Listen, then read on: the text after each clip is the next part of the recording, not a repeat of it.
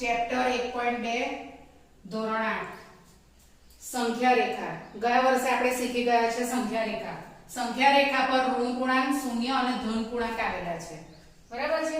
સંખ્યા રેખા કેવી રીતે દોરાય તો કે વચ્ચે શૂન્ય હોય અને જમણી બાજુ રાઈટ સાઈડ પર જતા ધન સંખ્યાઓ મળે છે અને લેફ્ટ સાઈડ પર જતા આપણને ઋણ પૂર્ણાંક મળે છે અને શૂન્ય ક્યાં હોય છે? વચ્ચે.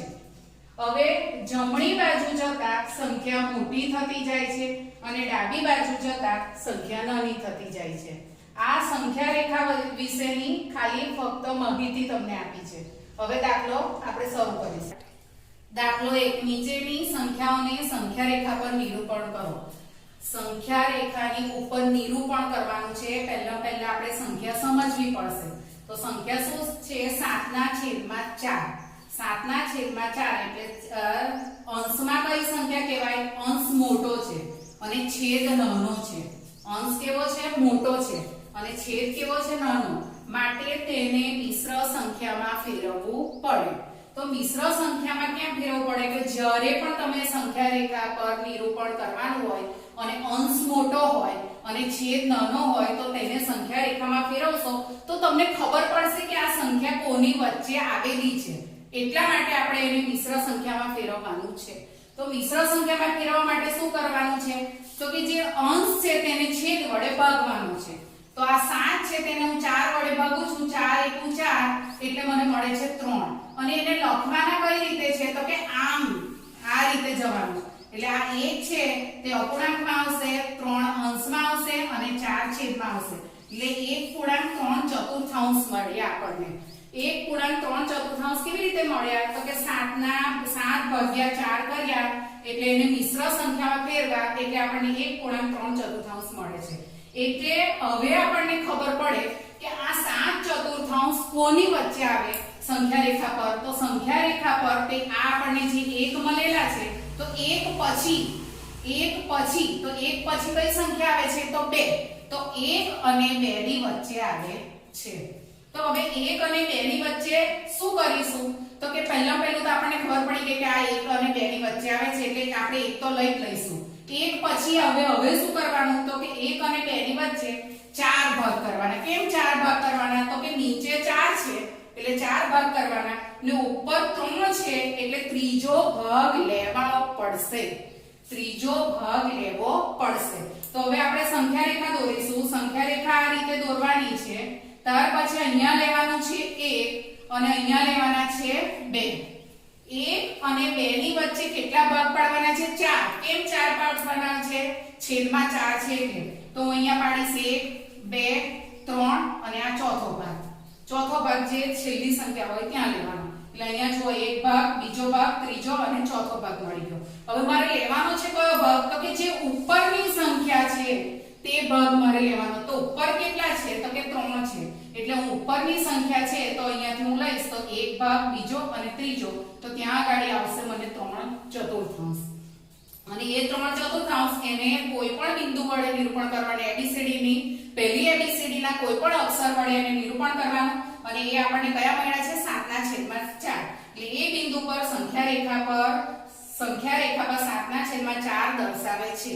તર ઉપરાંત બીજું એક વસ્તુ કે અહીંયા તમને એવું થશે કે 1 અને 2 ની વચ્ચે મેં આ કેમ લખ્યું છે? તો 1 પછી આ પહેલો ભાગ છે એટલે પહેલાના છેદમાં 4, બીજો ભાગ છે એટલે 2 ના છેદમાં 4 અને ત્રીજો ભાગ છે એટલે 3 ના છેદમાં 4. એટલે આપણને 1.3/4 એટલે એક આખો ભાગ તો મળી જ ગયો. ત્યાર પછીના આપણે 3 ભાગ લીધા એટલે આપણને 7/4 મળે છે. દાખલો 2, -5/6. આ પેલો આગળનો દાખલો જોયો તેમાં અંશ મોટો હતો અને છેદ નાનો હતો. અંશ નાનો છે અને છેદ મોટો છે આ દાખલાની અંદર. બરાબર? આવી રીતે જ્યારે અંશ નાનો હોય તો તેને મિશ્ર સંખ્યામાં ફેરવવાની જરૂર નથી. તો તેને શું કરવાનું?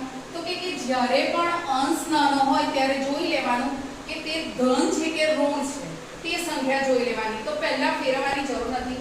બીજું કે આ સંખ્યા ઋણ છે એ આપણને ખબર પડી ગઈ. કેમ? કારણ કે માઈનસનું ચિહ્ન છે. માટે જ્યારે અંશ નાનો હોય અને તે 0 અને 1 કે 0 અને -1 ની વચ્ચે આવે છે પરંતુ અહીંયા આપણે સંખ્યા માઈનસ છે એટલે આ સંખ્યા શૂન્ય અને ઓછા 1 ની વચ્ચે આવશે. ફરીથી એકવાર સમજાવું છું. અંશ નાનો હોય અને છેદ મોટો હોય તો તેને મિશ્ર સંખ્યામાં ફેરવવું નહીં. અને આ સંખ્યા કોની વચ્ચે આવે તો કે 0 અને 1 અથવા 0 અને ઓછા 1 ની વચ્ચે આવે. પરંતુ આ સંખ્યા ઓછા છે, ઋણ સંખ્યા છે, માટે તે સંખ્યા 0 અને ઓછા 1 ની વચ્ચે આવશે. 0 અને ઓછા 1 ની વચ્ચે 6 ભાગ કરવાના છે. કેમ 6 ભાગ કરવાના છે? છેદમાં કેટલા છે? 6.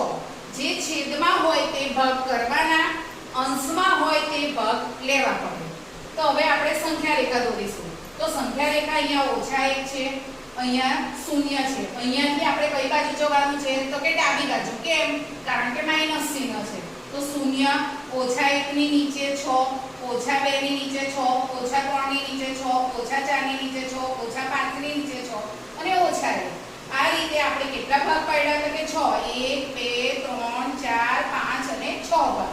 એમાંથી લેવાનો છે કયો ભાગ તો કે પાંચમો ભાગ. તો પાંચમા ભાગ પર એને અહીંયા ગાડી એ કરી અને અહીંયા ગાડી બિંદુ દર્શાવવાનું છે, ABCD ના અક્ષરો, અને નીચે 5 અષ્ટમાં આવશે તેને તમારે બતાવવાનું છે, હાઇલાઇટ કરવાનું છે. તો એ બિંદુ એ સંખ્યા રેખા પર -5/6 દર્શાવે છે. દાખલો 3. એક જ સંખ્યા રેખા પર -2/11, -5/11, -9/11 દર્શાવવાના છે. અત્યાર સુધીના બે દાખલા જોયા તેમાં એક જ સંખ્યા દર્શાવવાની હતી. પહેલા દાખલાની અંદર ઉપરના અંશ મોટા હતા, બીજા દાખલાની અંદર અંશ નાના હતા. હવે છે 3 ની અંદર અંશ નાના છે. એટલે તમને તરત જ ખબર પડી જશે કે અંશ નાના છે, છેદ મોટા છે, માટે મિશ્રમાં ફેરવવાનું નથી. મિશ્રમાં નથી ફેરવવાનું. બીજું શું સમજ પડશે કે ઓછા ચિહ્ન છે એટલે આ સંખ્યા આવશે 0 અને ઓછા 1 ની વચ્ચે. એટલે 0 અને ઓછા 1 ની વચ્ચે આવશે, ઋણ સંખ્યા છે માટે. જો હમણાં ધન સંખ્યા હોત તો તે કોની વચ્ચે આવત? 0 અને 1 ની વચ્ચે. અહીંયા કોની વચ્ચે આવે છે? 0 અને ઓછા 1 ની વચ્ચે. હવે આપણે શું કરવાનું છે તો કે 0 અને ઓછા 1 ની વચ્ચે આવે છે. કેટલા ભાગ છે જુઓ, બધાના છેદની અંદર 11 છે. એટલે આપણે ભાગ પાડવાના છે 1, પણ કોની વચ્ચે? 0 અને 1 ની વચ્ચે.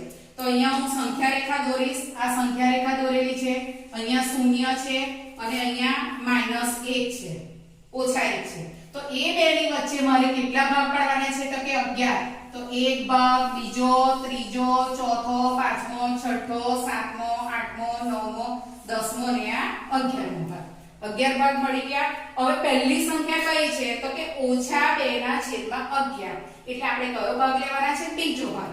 તો અહીંયાથી આ પહેલો ભાગ ને બીજો ભાગ. તો ત્યાં હું કયું નિરૂપણ કરીશ? ABCD ના અક્ષરો. તો તેમાં હું પહેલું મેં લીધું છે એટલે હું A નિરૂપણ કરીશ. હવે બીજી સંખ્યા છે -5/11. તો -5/11 એટલે કયો ભાગ લેવાનો છે? પાંચમો ભાગ. અને તેને હું નિરૂપણ કરીશ B. હવે ત્રીજો છે -9/11. -9/11 તો હું એને શું નિરૂપણ કરીશ તો કે C. તો આપણને એક જ સંખ્યા રેખા પર 3 સંખ્યાઓનું આપણે નિરૂપણ કરી લીધું. હવે નીચે દર્શાવવાનું છે કે એ બિંદુ સંખ્યા રેખા પર શું દર્શાવે છે તો કે -2/11. B બિંદુ શું દર્શાવે છે અને C બિંદુ શું દર્શાવે છે. આવી જ રીતે તમારે ધ્યાનથી આ દાખલો કરવાનો છે, ધ્યાન રાખવાનું છે.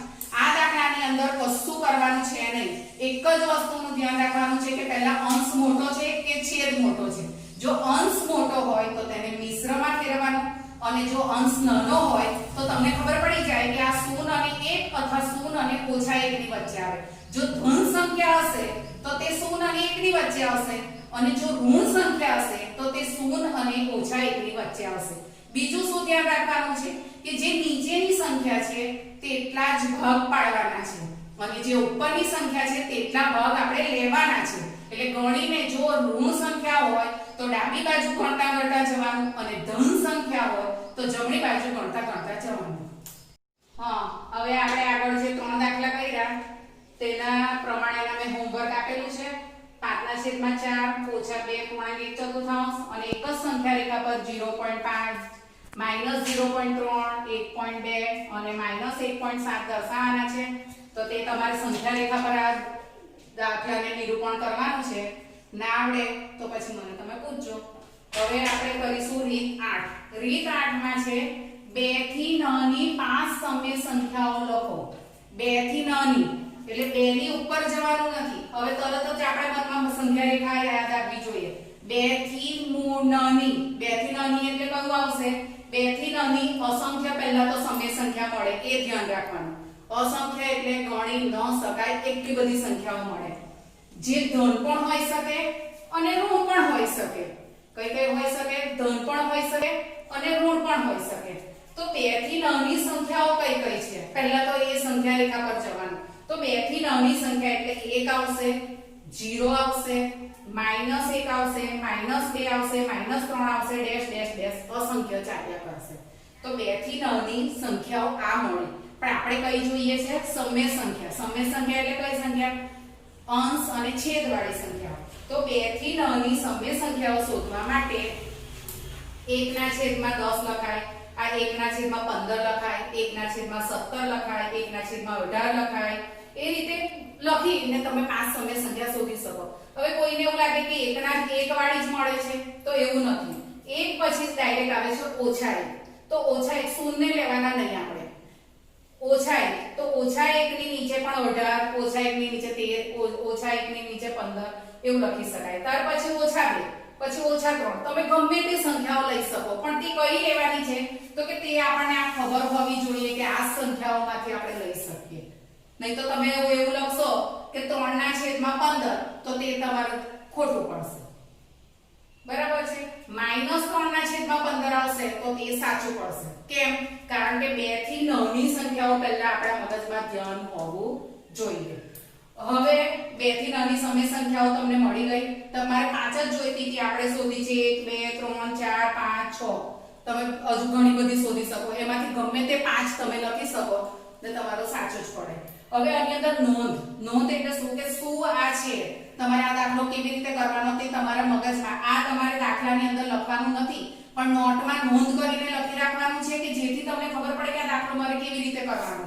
તો એમાં 2 થી નાની સમય સંખ્યા શોધવા 2 થી જે નાની સંખ્યા છે તેને અંશમાં લેવાની. અંશમાં એટલે ઉપર લેવાની.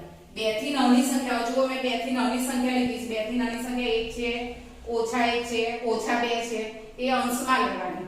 બીજું 2 થી મોટી સંખ્યા શોધવાની હોય તો 2 થી મોટી સંખ્યા અંશમાં લેવાની. અહીંયા આપણે નાની સંખ્યા વિશે કીધું છે, પણ ધારો કે તમને એવું પરીક્ષામાં પૂછાઈ શકે, અથવા મેં પણ કદાચ તમને આપ્યું હોય હોમવર્કની અંદર કે 2 થી મોટી શોધો, તો 2 થી મોટી શોધવાની હોય તો અંશમાં કઈ આવશે? 2 થી મોટી.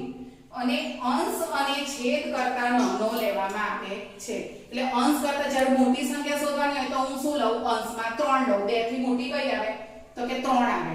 તો 3 લઉં તો 3 ની નીચે મારે પછી 8 લખું, 3 ની નીચે 7 લખું, 3 ની નીચે 9 લખું તો તે ચાલે. પણ અંશ કેવો લેવાનો છે? અંશ એ છેદ કરતા નાનો જ હોવો જોઈએ.